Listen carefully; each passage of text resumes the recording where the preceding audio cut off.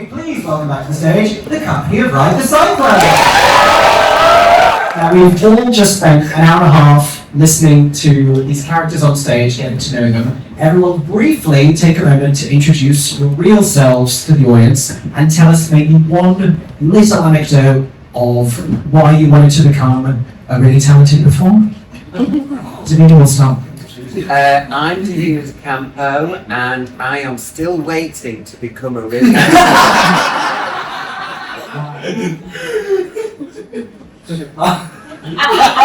Oh, it's that funny, is it? I'm Wojciech Kraszewski, and I'm second in my queue. That's right. My name's Grace Galloway, and I want to become a performer because it's all I've ever done. I've done it since I was 6 years old. Hello, my name's Jack Maverick. I want to become a performer to help create the change I wanted to see in the industry.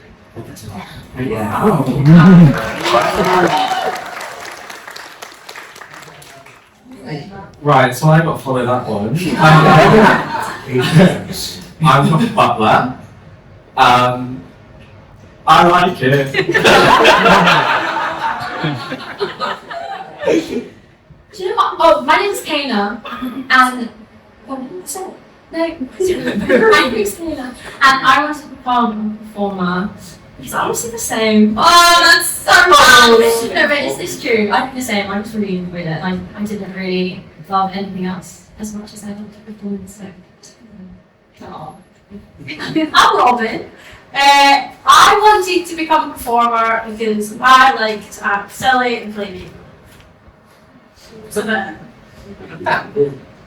I'm Daniel Brown.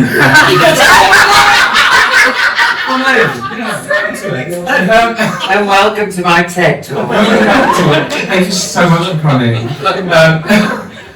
What did I get into this? Oh, because so I was like a quiet kid, so I loved music and then joined the youth theatre, and that's how I got into it. Yeah. I'm not in the cast. I'm Ben McQueen, so I'm the music director, so I was waving my arms around.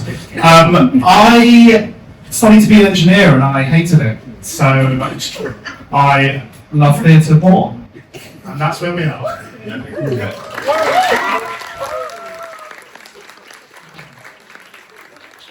So starting that and coming back now, I'm curious about how everyone first encountered Ride the Cyclone. Was it when it was brought to you, when the opportunity became available, who knew the show before, and what was that discovery like? Because it's not necessarily like most musicals. Then what was your experience? So Lizzie G, our director, we were on the train home from a Lightning Thief rehearsal, which we did a couple of years ago, and she said, listen to this album.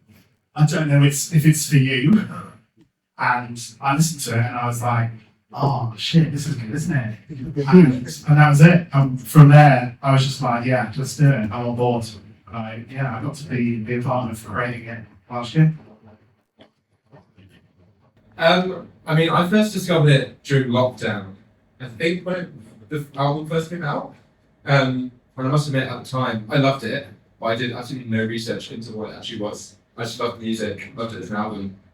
And then when it came around, I was like, oh shit, I know this thing. I really want to do this. Yeah. I'm in a very, very similar situation. So, I discovered the album pretty much as soon as it came out, and I was very, very obsessed. I'm pretty sure like everyone, or most people here, watched all the bootlegs online, like all that rubbish. So yeah, I've loved it pretty much as soon as it came out, to be honest. A bit obsessed, a bit crazy. Here we are. I actually watched this version last year, so I didn't know much about Ride the Cyclone until I found out about it coming here. Because Lizzie, I worked with Lizzie during Lightning Thief, doing the tour. I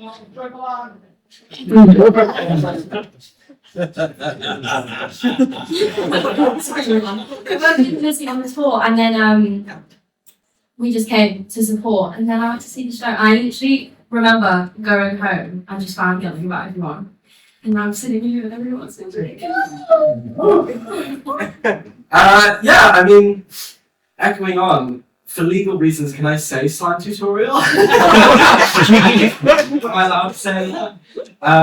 Yeah, I think even before the album came out, I remember watching it on YouTube. The original cast, I think, was great. Yeah. I found out about it. I just came out my first ever audition and absolutely flopped it. And my agent called me up, being like, "We just had a request to audition for this musical called Ride the Cyclone." And I listened to it and I went, "Yeah, that's a bit of me." And here we are. Yeah, I was the same as Jack. I had no idea what it was when I auditioned for it. I just got an audition for it and was like, oh yeah, I'll do it. But then I dug a little bit further and realised that the Ballad of Jane Doe was like the song that everyone was like going crazy over. And suddenly was like, okay, I'm gonna do this and I'm gonna really do it. And I did.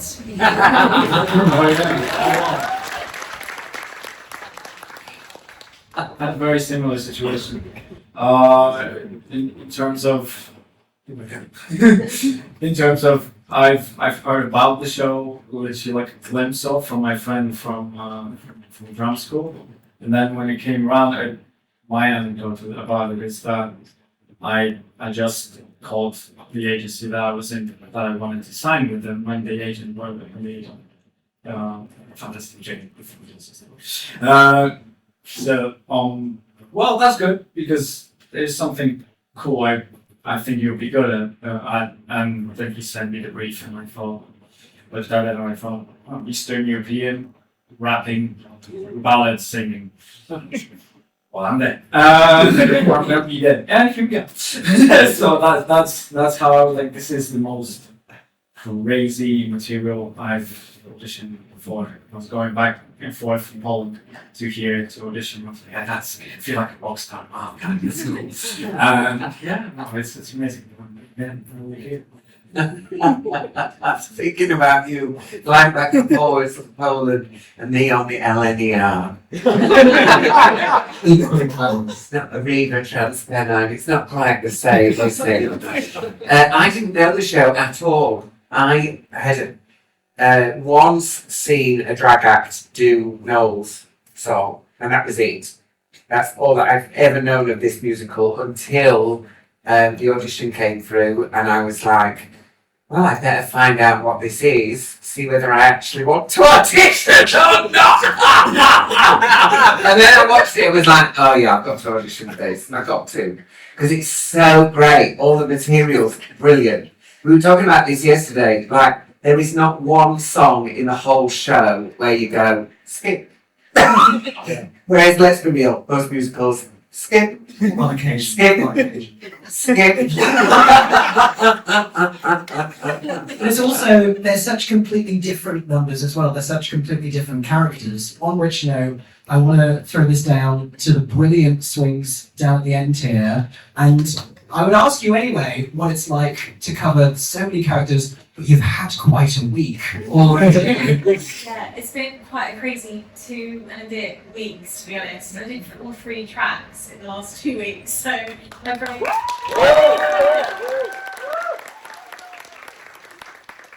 is a little bit working overtime. I think what I find for me is I put each character in a different voice placement, and that is the only way that I can easily identify this is this person, this is this person, this is this person. But it is a lot of maps, a lot of colours. I know you do a lot of maps, don't you? Yeah, so I've got like a keynote presentation that's like a full diagram of the stage, like bird's eye view. Sort of move everyone around side by side for that whole show. Yeah, that's what really helps me. Then also like before a show, if it's like the first time I'm doing a track in a while, going like through the show, taking 20 minutes, just sort of running around like a lunatic, sort of, you know, the ball boys just run around like crazy before during the matches. It's kind of like that. Me just going in like, bleh. Yeah, that really helps to sort of lock in what I'm doing that night. That makes sense.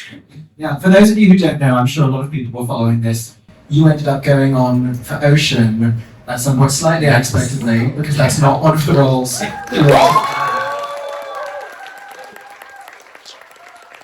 We did have one of the fan questions from online that came to me. We did have someone ask Jane Doe debut when. Yeah, I've seen a lot of this. I mean, I would do it. Everyone's seen the pedigrees, but Everyone's stay well. Everyone's stay well. The other question that came through in abundance, everybody wanted to know this, because by and large you all perform in each other's numbers, what are your favourite songs to be a part of where you're not the soloist? Which is the most fun? And I want to know which one's a nightmare. what's the song? I love Space Age, even though it's probably the biggest nightmare for me because all three girlies. Which cat am I today? Yeah, I'm like, what cat am I? Where am I meowing from? That kind of thing. But that is my favourite. I think because I love the chaos. I thrive on the chaos of it. However, that's my least favourite to do. Not because it's not amazing, because I think Jack is unbelievable in that song. But it is the one that takes the most out of you, and it's the one directly before my song. And that breath control, I remember the first time ever doing this show, in the first preview last run of it, and being like, I actually can't even speak, and now I have to sing that song. What am I going to do? So, like, trying to sing. So, contradiction that, it's my least favourite. See, I'm the exact opposite. Because Space Age is right after Talia, I'm like, well, let's I'm get done. the freaking party. I'll stand for sure. Well, yeah, now we can move all of the limbs to be fair that are required for this number. That's my favorite as well. So I don't think there's, for me, I think the first number that we do, the uranium suite, I think I'm like, okay, now for me it's like we need to lock in from 0 to 100. And we're not yet established in like the numbers, so it feels like that is for me like the slowest number. Space Age is less any other number in terms of our songs. What's on one say? Folks in the film, how are we doing? Sorry. I love My Song Is Awesome. I do, I love doing that one. I always think it's really fun. I'm wearing sunglasses. And then I think my least favourite might have to be Talia. It's fine if not Talia. But only because the ribbon, I don't have a good relationship with the ribbons. And like, it does make my heart race every time I'm not gonna lie. So it does feel, for me, like, you know when people have moments in the show where you think, okay, I can breathe now. Mine is when I do the ribbons and Talia, so that'll be mine. Oh, sorry.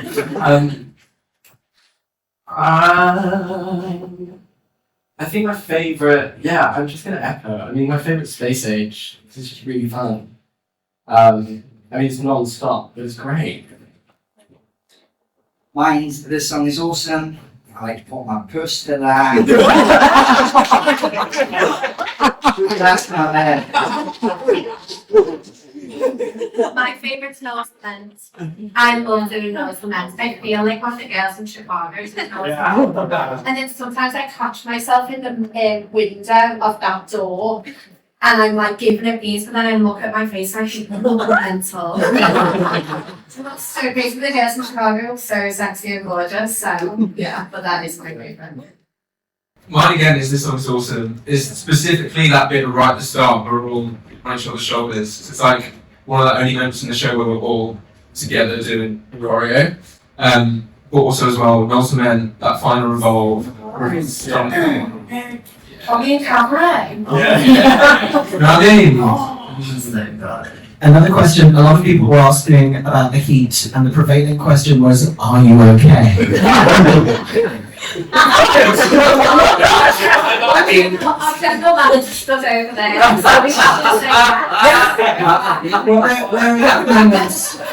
For a few of you in the show, there are moments where I assume there are costumes underdressed beneath other costumes. I don't know what you're talking about. How satisfying is it in these current conditions to be able to, like, once the reveal has happened, or once a wig comes off for somebody, like, I mean, satisfying. don't know if you've seen the show, but I'm essentially naked for like a whole number, and that's fantastic. I mean, I've really weirdly developed a sweat rash that matches the Monique costume, but vice versa. So it covers everything that's not sweat rash. That's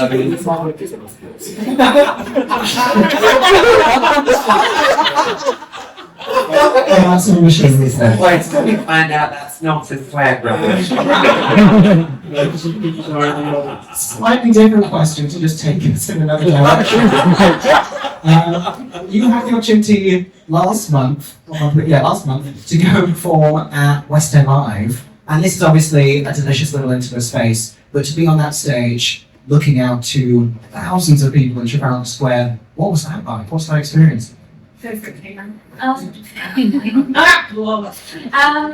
Honestly, it was really crazy. I have always wanted to do West End Live. Biggest bucket list thing ever. So when the opportunity came, I remember we were like sitting in the circle, and it was like rehearsals, and they were like, "Oh, how are we gonna do West End Live?" And I was like, "Ah!" And they were like, "We're gonna do What the World Is," and I was like, "Oh, okay." And I remember going home being like, "Oh, I need to get my act together." And it was just a really fun experience. I think like when the audience like heard the music for the first time and there were all of the screams, like, I think that's genuinely going to be a core moment for the rest of my life. So yeah, it was really fun. I really, really, really want to do it again now because it was just because I'm thinking about it, because I'm smiling now that I'm thinking about it. I love the fun. Yeah. Do we have any questions in the room? I'm going to run to you with a microphone. Coming. I don't need to see that. Hello guys. So what's your favourite part about doing the show and why? Oh, I know. Mine is really, really easy. There's two flanges either side of the floor for me, and I have a lovely rail, and I get to sit on a chair for the entire time. It's gorgeous. That's my favourite. And actually, if I'm totally honest, it's actually getting to watch this lot work every night because they're so fantastic. It's a real privilege to just sit up there and be able to watch all of these incredible performers be amazing. Yeah.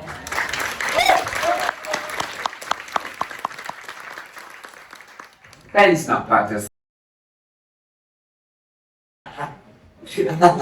Anybody else want to answer the same question? I think it's like you said, the songs are so different that every number is kind of like a different musical, and I'm like, couple of, we have a Chicago moment here, and a little bit of like Hamilton rap over there, and then we go to like Bad Time Hell in a couple of minutes, and it's like, you know what, we are doing a couple of shows in one show, and to work that muscle as well, having to adapt to different genres is another thing any other show does.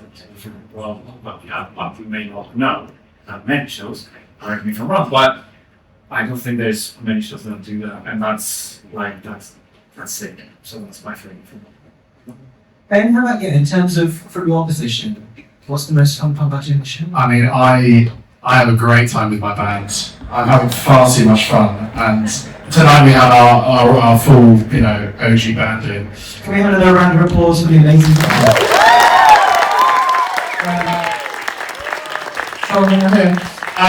And I think it's the thing that I'd say 93% of the show is all played live. Yes, we have a bit of track, but like this song is awesome. All those drum grooves are played live by Ollie on an electric drum kit.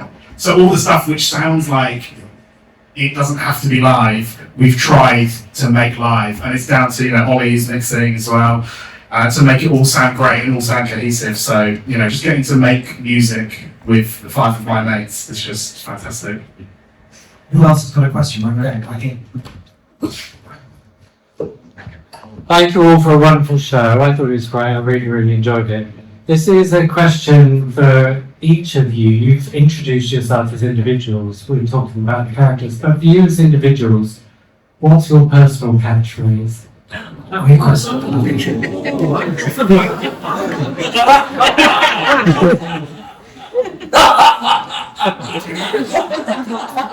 I can't say it out loud.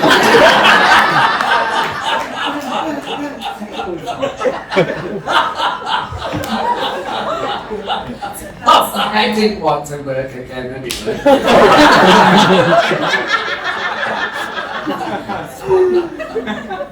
That's really hard. I believe in you. Okay, I'll go. I honestly think my catchphrase would be my laugh. Yeah. It's quite contagious and you can hear it from a mile away. So that would be mine. Someone will be really funny and then I'll laugh at some point. You'll wonder. I think mine would be Dirt Shout. I love saying Dirt Shout. You can say hello, Dirt Shout. Those would be some silly TikTok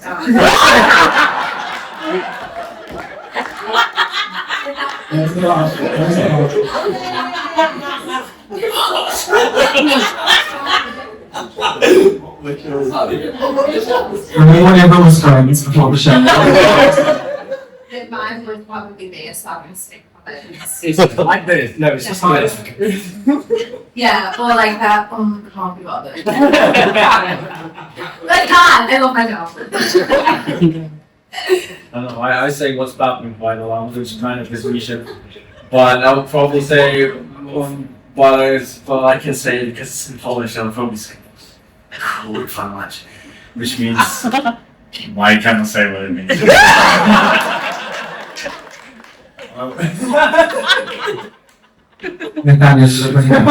I think mine is probably worth. I say it a lot in like worth in a good way and like a bad way, I guess. You know what I mean? Mine's probably booze. I was Oh, yeah.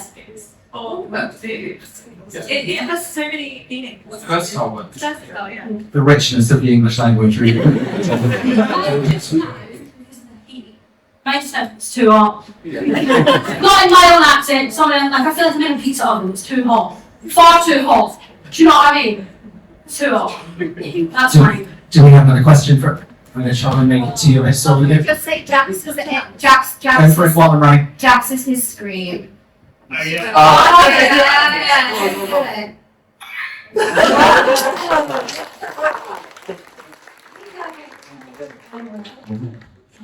Yeah. Aside from yourself, who's your favorite character? I love Noel. Yeah, I think Noel is the best place going on. yeah. I agree. I like Michelle. He's misunderstood. That's true. No. Reki. Yeah, come I like Rachel. Yes, yes. I think that's Misha as well. Yeah. I didn't like Ocean. I think, yeah. I think she's got a lovely arc. Yeah. That's true. That's fine. Yeah. I think Karnak. Do you know why? Here's why. Because at the end, there is like genuine fear for what's going to happen. I think when you're like saying, I don't know what's going to happen, I'm going to die, and you spend the whole show basically trying to change these people for the better.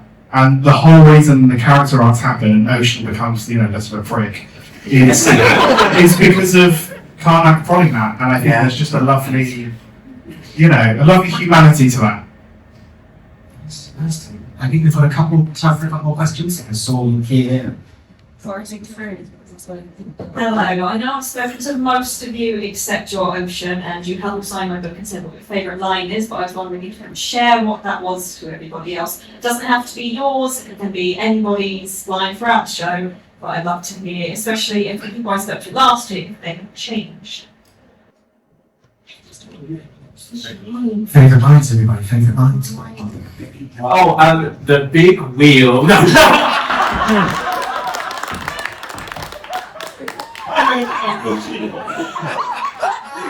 The heat may have got me together. There are a few choice moments throughout this evening's performance that should not have been there. All of them mine. It's hard playing someone who is like, there's not a lot of, it's like Mary Poppins, it's very sort of perfect. Yeah, well, because it is that weird thing about being a machine, you kind of have to switch your brain off in a way, you know? Which isn't very helpful, and you end up going, oh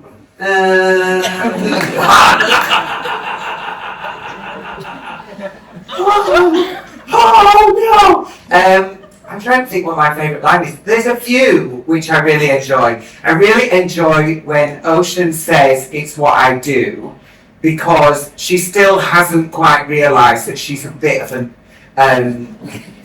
she's still not got to that place where she's done something which, oh my God, is it that bad? She's done something which is kind, but she hasn't done it from the perspective of somebody being kind for the sake of being kind. This is a good person thing. I am a good person. I will do a good person thing, and everyone will think I am a good person, rather than it's something that actually I want to do. She hasn't quite reached that point yet, so I do really enjoy that line, because it's that instant bite back, straight back into where she was.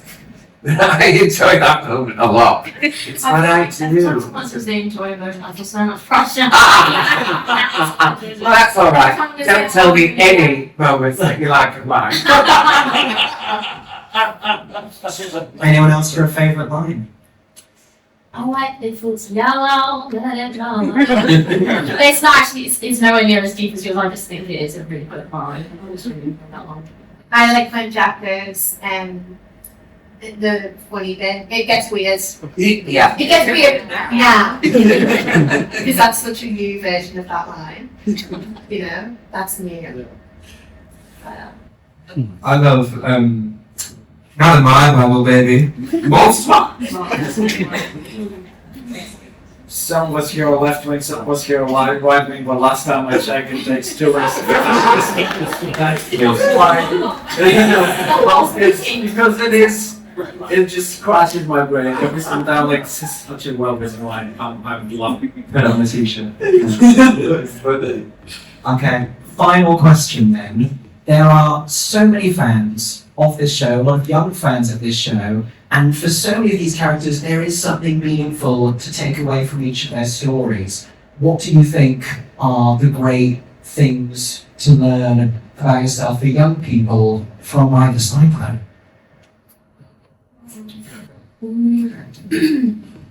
Well, I'm not. Let's just keep my pecs. I can start. Okay, I think one big lesson is that it's too short to not be yourself and to not just be whoever you want to be.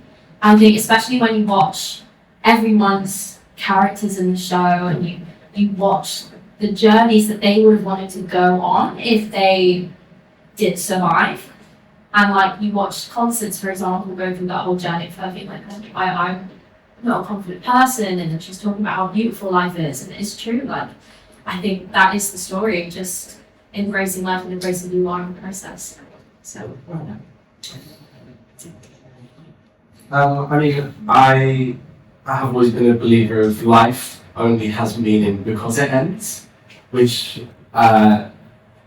is really, as someone who one of their biggest fears is the unknown of what could come after death. It's really difficult to tackle something like that in a show that is so light and jolly. But I think that's what the show teaches you, is for these 6 people, everything had purpose despite being cut short if you let it and if you appreciate it. Well then, how about you? How about Constance? There's that. Just like be grateful for what you have, be grateful for the things that you experience, for the people that you have in your life. And I think it also gives, especially for like maybe people that go through loss and are dealing with like a certain level of grief, I think it brings a lot of comfort to that, to like know that whether you lost someone old, whether you lost someone quite young, like they still had a life, they still had a life that they enjoyed. And I think it's thinking about their life and not their passing. That's what I've taken away, because I've had a lot of people close to me pass away during this run and the last run. So it's like taking a lot of comfort in knowing that, oh, like life is all right. Do you know what I mean? Like it's not that bad, and it makes death a little less worse, if that makes any sense whatsoever.